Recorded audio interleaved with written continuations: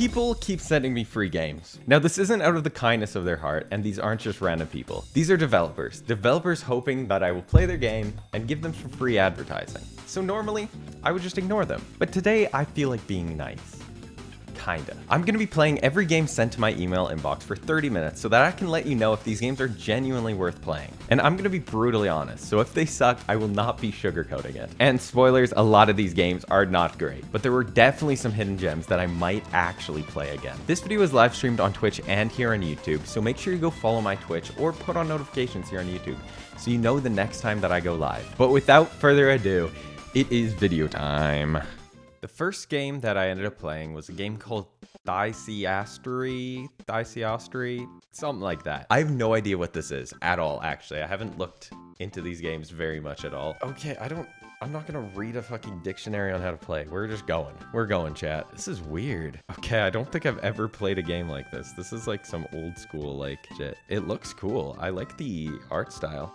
I'm guessing I'm just exploring this maze. This is kind of cool. For the most part, playing this game, all there really was to do was wandering around this labyrinth and occasionally run into monsters that you would fight. Hello there.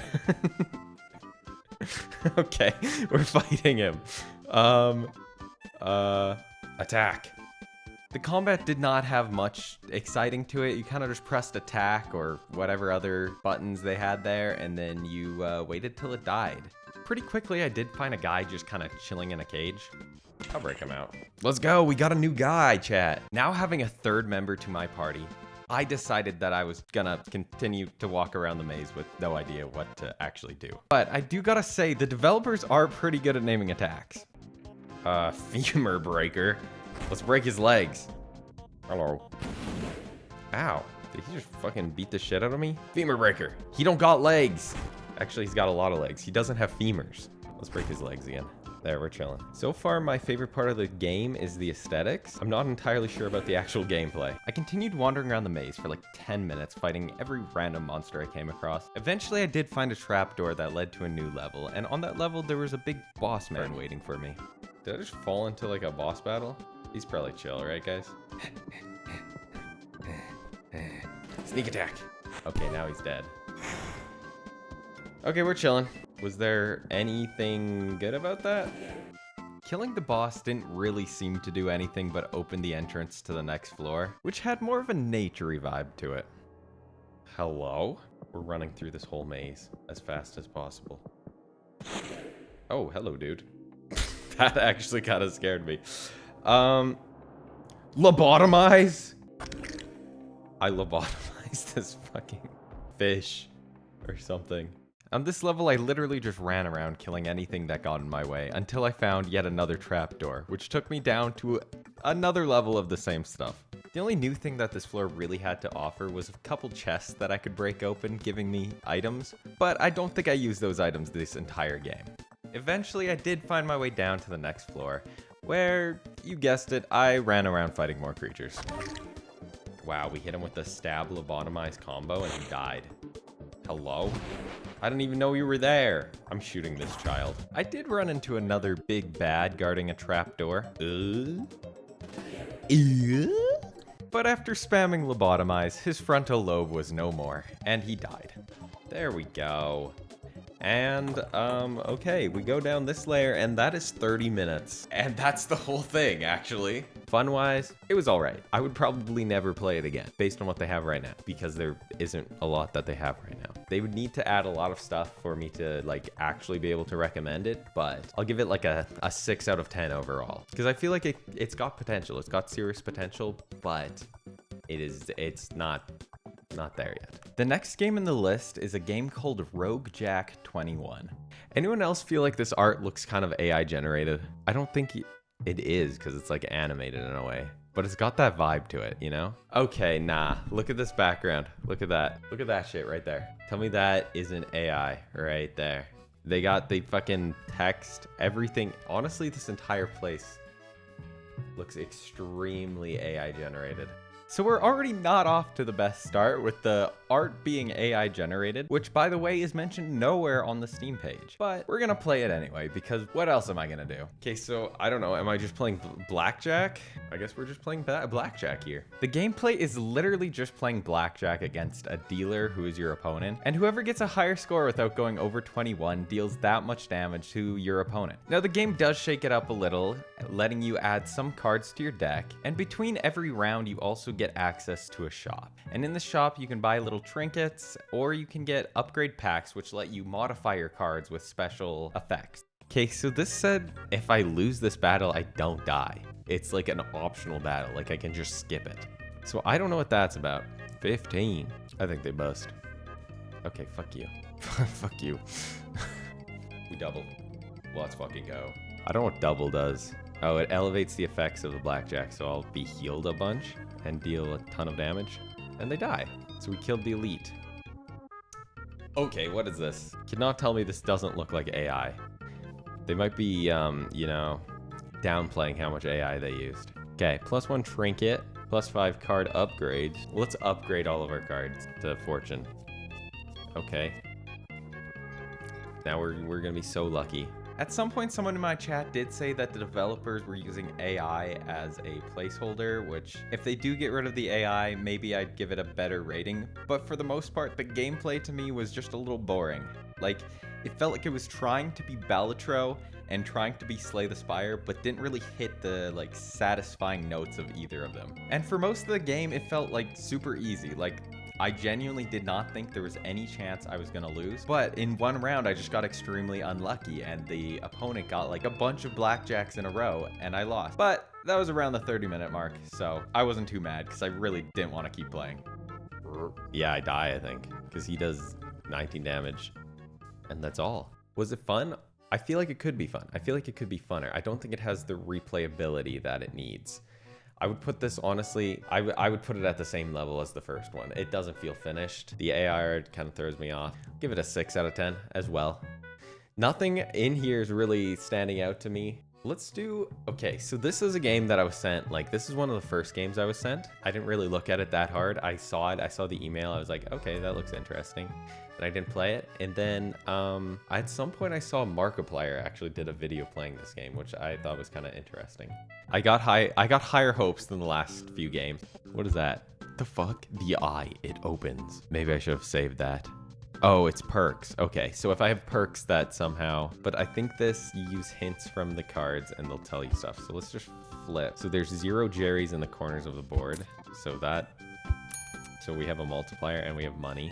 There's 2 adjacent. We're gonna assume, I'm just going to, you know, be wary of these diagonals just in case. So but there's 4 total. So let's go here. Okay, it activates adjacent, which is just this. Hello, Jerry. I have faith here. Okay. We have a 3 times mult now. Okay, so that gave us some money. I'm assuming our goal is just to get as much money as possible with flipping up as little Jerry's as possible. And there's hearts and shields up here. I don't know what these red dots do. There's a bomb. Hell yeah. The largest grouping of Jerry's is 3. That's probably this area over here. If there's 2 adjacent to this card, I'm gonna assume that maybe this guy, and if it counts diagonals, maybe it's that, but also I don't know how groupings are counted. So let's go here. If I stop, right now there is 3, and then there's 2 that are good. So I don't know, I feel like the odds are not in my favor right now.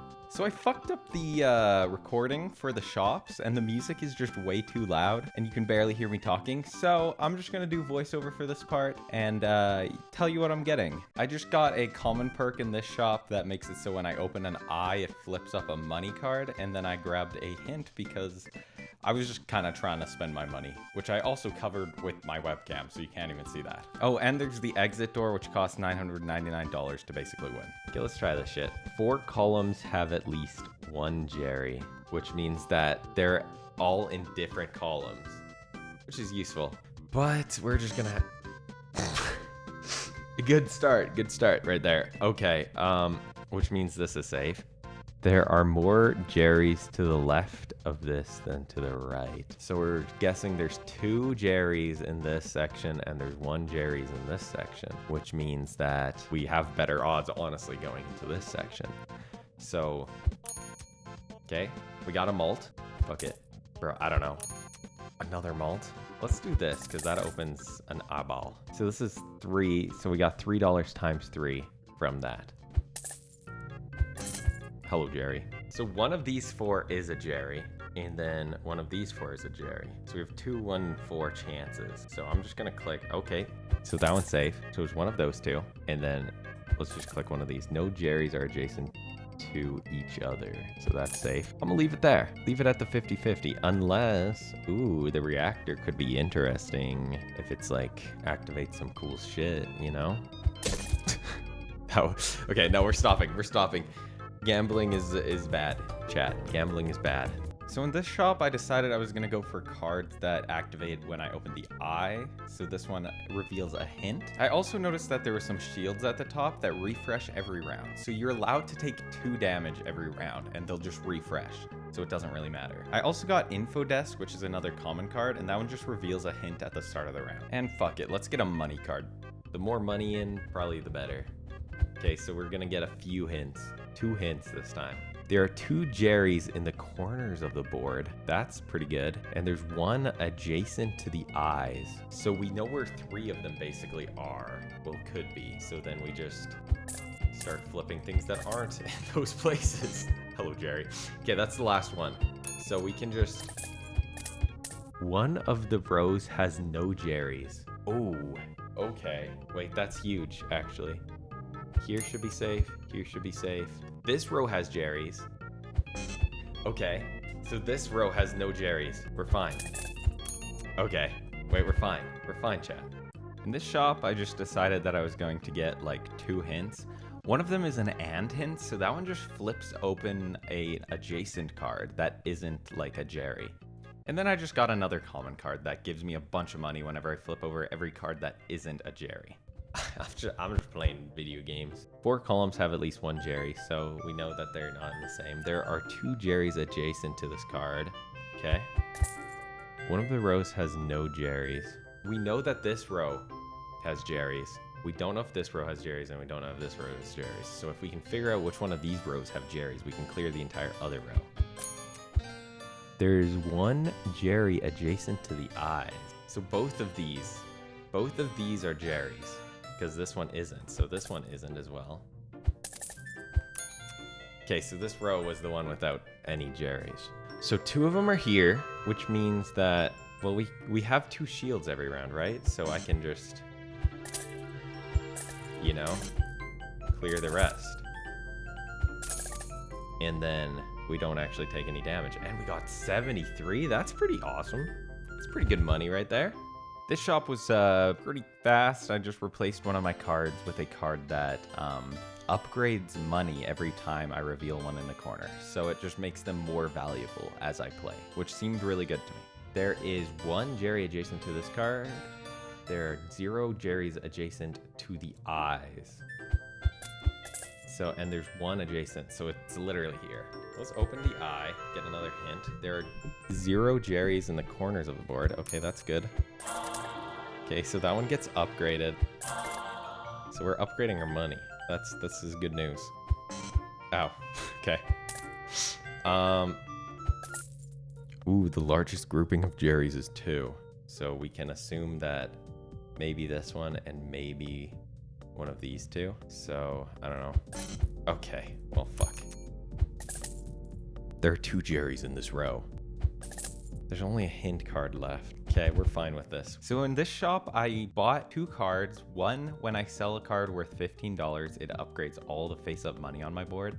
And the other one, when it's sold, it flips up all multiplier cards. So that way I can sell 2 of my blue cards and make a shit ton of money. Okay, we'll see how this goes. There are 0 Jerrys in this column. There are 2 Jerrys in the corners of the board. Okay, should I sell this? Okay, but I have no money face up right now, right? More Jerrys to the left than the right, which means that there's 3 over here, right? And they're probably these 2 corners. No, but I don't know for sure. Okay, I'm getting all my multipliers here. There's some money. I think it's this corner then, right? There are 2 Jerrys in this row, so it's this corner, maybe this corner. Okay, so we still have 2 money cards left. What does this do? Flips an adjacent non-enemy card. I don't know what that means. It didn't do anything. Oh, Jerry, you son of a bitch. Okay, that's all of my money. So I don't know. Let's sell this because then it upgrades all of my money. I could sell this as well and then get even more money upgrades. So then my money's going crazy for next time. That seems good.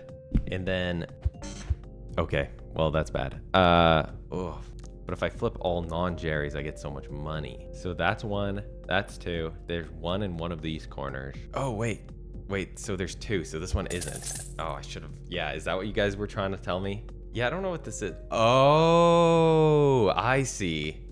So it flips non-enemy that's beside it. So there is a Jerry beside it. I see what you're saying. Okay, we're chill though. We didn't lose anything. We're chilling. This shop, I decided I was going to try and maximize the amount of malt I could get in a round. So I bought a malt card, and then I bought a perk that made it so if I flip up a lonely malt, which I assume is just a malt that has no other malt cards beside it, it makes it so it reactivates. So basically I get double the malt. And then I got one that flips up a malt card at the beginning of the round. So I'm starting with a pretty decent amount of malt. I don't know how many times I just said malt, but you get it. Yeah. Is this one lonely? Is that what? Okay, yeah, it activated twice. I don't know what lonely means. There is 1 Jerry adjacent to this card. Good to know. Let's open the eye so we get another hint. There are 0 Jerrys adjacent to the eyes. No Jerry is adjacent to each other. I'm going here. Cool. Yeah, that one double triggered. 1 Jerry in this row. Is it one of these 2? Or is this the adjacent one? That's the question. There are 0 Jerrys in the corner of the board. Okay, that's good news. So you guys are saying that this means that this one has to be a Jerry, right? We have 7 malt, that's pretty good. And we could get higher. So if this is 1, okay. If we flip this one and it is a Jerry, it's not this one. If we flip this one and it's not a Jerry, then it's not this one. Okay, fuck.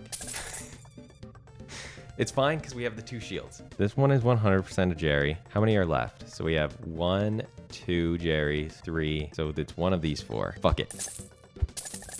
We can chance it. Okay, I think that's all of it. We did it. So in this shop, there is a pretty cool card called the Stapler. It attaches the rightmost card in the shop to the leftmost card in the shop once you sell it. So just to experiment, I bought the Stapler and sold it, and then I bought the 2 combined cards that were left in the shop. One making it so when I flipped a Jerry, I got 1 malt, and the other one made it so when I open the eye, it reactivates all the cards in the corner. And because of that, I decided I'd buy another eye card. There's 1 adjacent to this card. Okay, so that's what that's supposed to do. It just flips 1 beside it. There are an equal number of Jerrys to the left and the right of this hint. So there's 2 over here and there's 2 over here. And there's 1 adjacent to this card. So that means that these ones, there's only 1 in it. So we just get flipping. Okay, there are 2 Jerrys in this row. I don't know, chat. Don't insta flip. Corner office? What? Oh, you were so right, my guy. I forgot. Oh, I could have reactivated like all of those. So maybe what I do is I just do all 4 corners and then I open both eyes and then I'm going crazy style. I still have 2 hint cards. Okay, that's a Jerry. Fuck. I need a hint. Give me a hint. Okay, no Jerrys adjacent to each other. There's 1 adjacent to the eyes. So I don't think it's these 2, right? So I feel like it's not this one. There's 1 adjacent here, and I feel like this is 1. Yeah, so then it can't be that one. There's 1 adjacent to the eyes, so it's that one. So it's not this one. And then that is everything. We chillin'. In this shop, I bought another malt card because I'm trying to get it as high as possible. I then bought a card that made it so if any other perk causes a card to flip over, it reactivates it. And to go with that, I bought a card that makes it so when I open the eyes, it also flips over a malt. Let's try this shit. Insta flipping 1. Okay, there is 0 Jerrys adjacent to this, so let's just do this. Okay, we want to try and reactivate the corners. So maybe I take hits.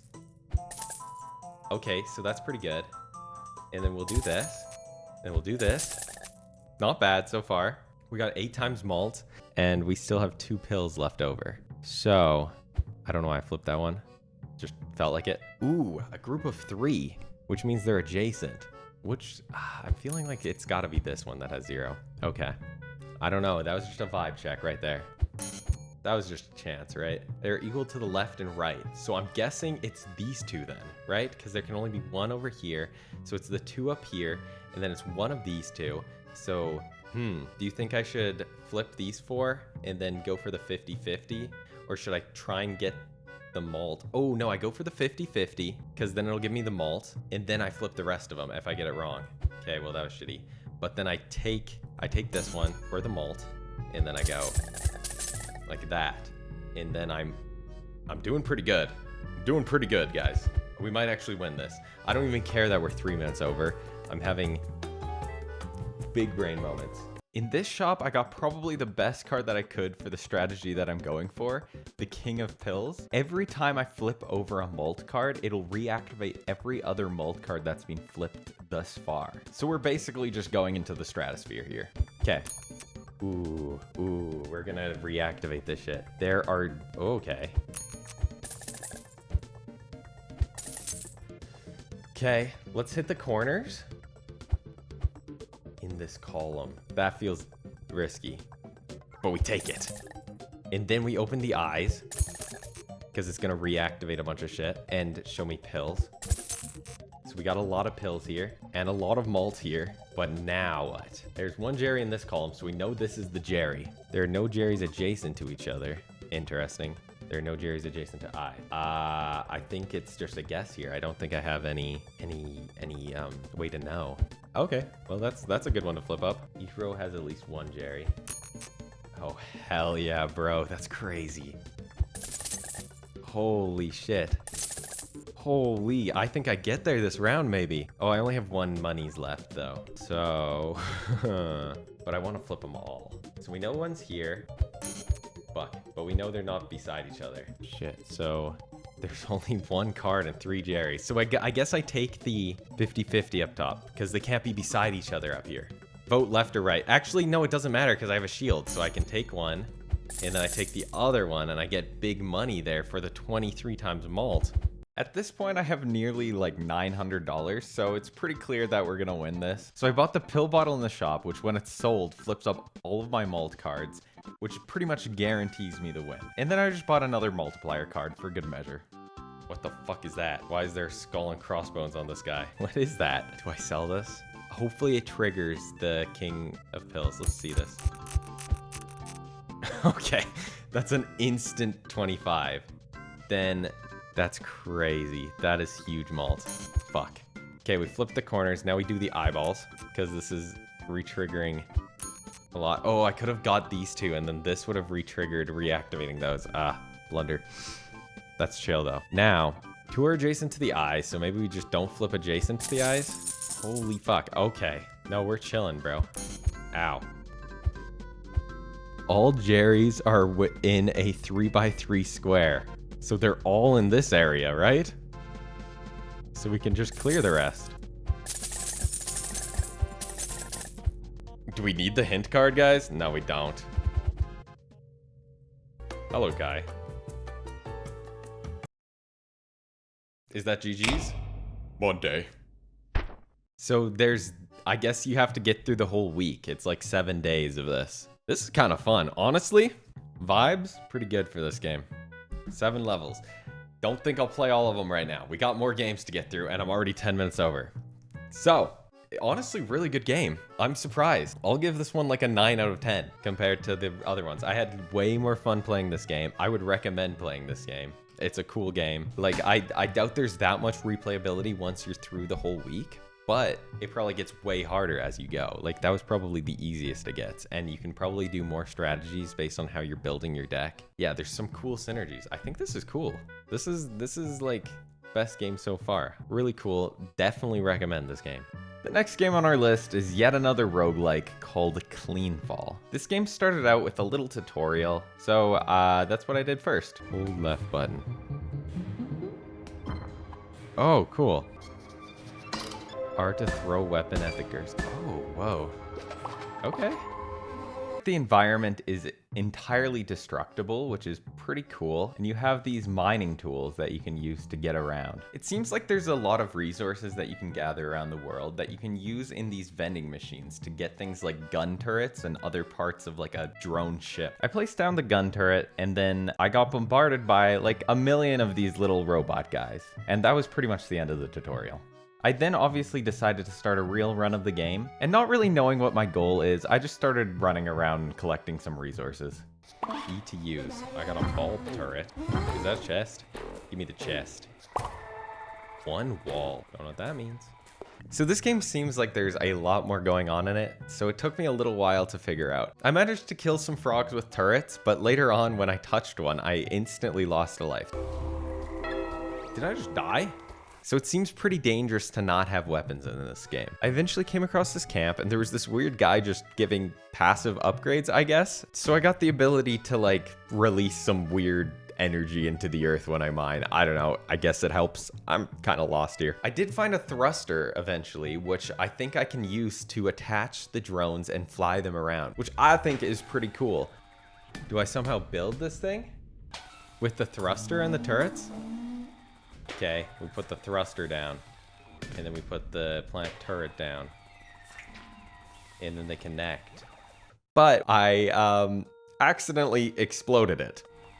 Oh, that was probably not correct. So I just brought the thruster with me, hoping to find a turret. Do any of these machines have turrets? Okay, come with me. Come on. I did manage to find another thruster, but little did I know while I was wandering around, this game has a night cycle, and night is not very good in this game. I still didn't have any turrets, and let's just say a lot of things like to come out at night. Okay,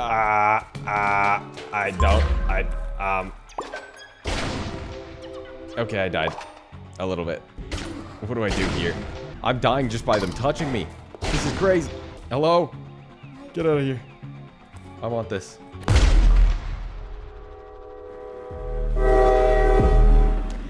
That was... Hello?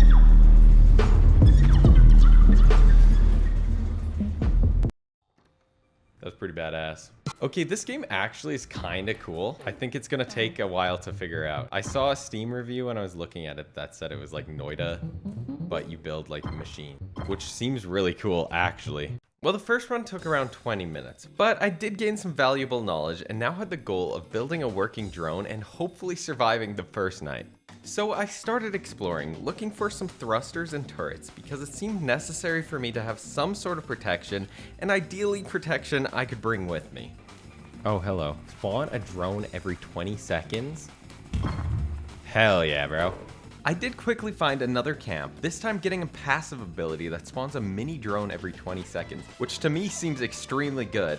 It might not be enough to protect me through the night, but I shouldn't have to worry about random monsters in the meantime. Okay, I can get a flame turret now. We love those. We just need the thrusters. See if we can find a chest with some thrusters. I want to build the greatest war machine of our time. And my turrets be going crazy mode.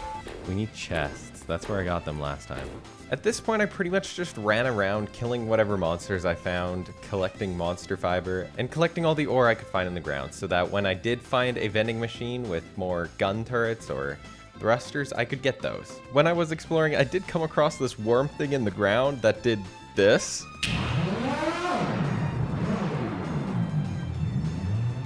What the fuck? Wait, that was cool. And then after much more wandering, I did eventually find the vending machine of my dreams. Thruster! That's a thruster, right? Ow. Okay, I can't be touched by anything, can I? I need to, you know, maybe defend myself here quick. Okay, let's get two thrusters. This is how we build our army. There we go. And then somehow my murder death machine is ready. I ended up building my war machine just in time because almost immediately it hit midnight. But this time the monsters really didn't pose much of a threat against my turrets, and once night was over we were already 5 minutes over the timer, so it was time to move on. I really liked that game. Like, that is a game I would consider playing again. $20 game. They gave it to me for free because I'm famous and awesome. It looks like you can make like these whole fucking death machines, and you can probably get like miner turrets that'll like start mining the dirt around you, and you can create these kind of complex machines. I would honestly try it again. I think that one's gonna get like a, I'm gonna give it an 8.5. I think that it was pretty fun to play. It seems like a unique game, and I would probably play it again. The next game is one I can only describe as if you played Slay the Spire, but you took way too much Benadryl. It's a deck building roguelike, and I'm now just realizing editing this video that literally every single game has been a roguelike. But anyway, I'm gonna make this quick because this video is already way too long. This game is extremely similar to Slay the Spire in a lot of ways. You start on a node-based map with a variety of events and combat spaces. And once you enter a combat, much like Slay the Spire, you have a deck with attack, defend, and a couple unique cards. All these cards have an energy cost, and you have 3 energy to spend per turn. If you win a combat, you're given a card reward where you choose between 3 cards to add to your deck. One place where this game differs from Slay the Spire is you also get enemy-specific drops after a combat. Like when I killed these 2 snails, I got 2 snail heart. Not entirely sure what they do yet, but I got them. After the first few combats, I ran into a blacksmith who offered to upgrade my cards in exchange for some basic currency, which I don't have any of, and some specific enemy drops, which I haven't encountered yet. The map also functions a little differently from Slay the Spire, allowing you to move freely and backtrack. So I'm assuming you're supposed to come back once you find the items you need to upgrade your cards. I ended up fighting a few random enemies, including an elite, that dropped a passive item, and some of the currency that I needed for the blacksmith. I did a few more battles, but after entering an elite combat, I ended up dying, and it was close enough to 30 minutes that I just called it there. Out of the 5 games I played in this video, I can only really recommend 2. Those being Mr. Magpie's Harmless Card Game and Cleanfall. My favorite in this video is definitely Mr. Magpie's, and that's just because I had a lot of fun playing it. It feels really well balanced, it seems like you can make some cool synergies with the perks, and it's genuinely unique. It's not like any roguelike I've actually played before. But not too far behind that is definitely Cleanfall.